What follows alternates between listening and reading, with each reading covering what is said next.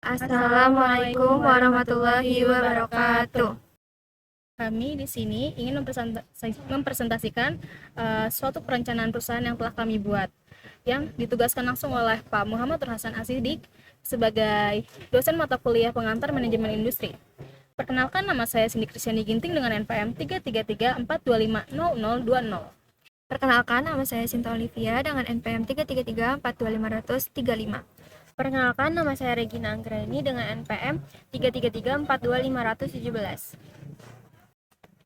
Baik, di dalam sebuah perencanaan pastinya ada visi dan misi. Pada visi dan misi perencanaan perusahaan yang kami buat, terdapat visi untuk menjadi perusahaan baja terintegrasi kelas dunia yang berdaya saing tinggi dan ramah lingkungan. Serta terdapat misi untuk menghasilkan produk baja berkualitas tinggi untuk memenuhi kebutuhan industri nasional dan global, serta menerapkan tata kelola perusahaan yang baik dengan prinsip keberlanjutan dan mengembangkan sumber daya manusia yang profesional dan berdaya saing. Selanjutnya ada sistem manajemen. Yang pertama, rekrutmen tenaga kerja profesional di bidang teknik, operasional dan manajemen. Yang kedua, pelatihan keselamatan kerja atau K3 sebagai standar wajib bagi seluruh karyawan. Yang ketiga yaitu program pengembangan karir berbasis kinerja dan penghargaan bagi karyawan berprestasi.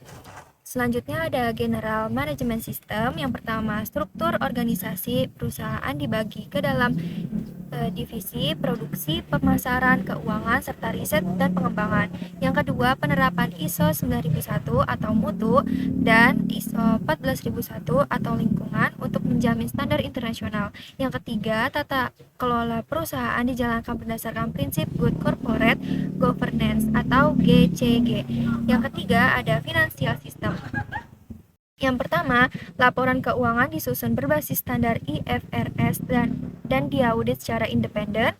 Yang kedua, pengelolaan anggaran biaya produksi, bahan baku, energi, dan perawatan mesin dilakukan secara ketat. Yang ketiga, penerapan sistem kontrol internal untuk menjaga efisiensi biaya dan stabilitas finansial perusahaan.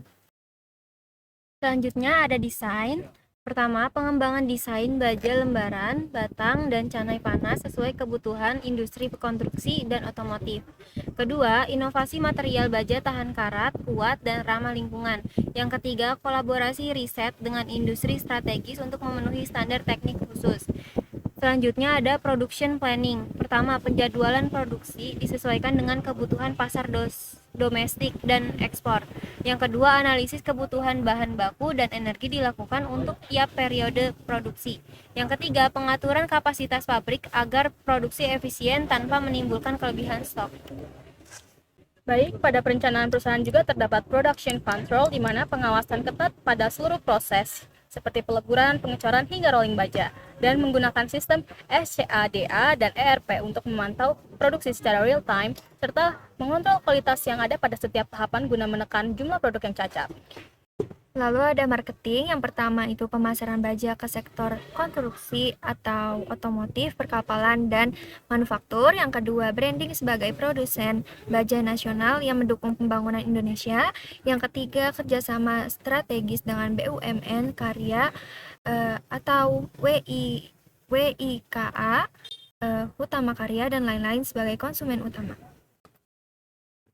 Dan ada manufacturing production. Pertama, proses produksi baja menggunakan teknologi blast furnace dan electric arc furnace. Kedua, proses meliputi peleburan, pengecoran, hingga pembentukan baja lembaran dan batang. Ketiga, integrasi supply chain untuk mendukung distribusi produk tepat waktu. Selanjutnya ada quality assurance atau QA, pengujian sifat mekanik baja, uji tarik, uji korosi, dan uji kekerasan. Kedua, produk telah memenuhi standar SNI, ASTM, dan JIS.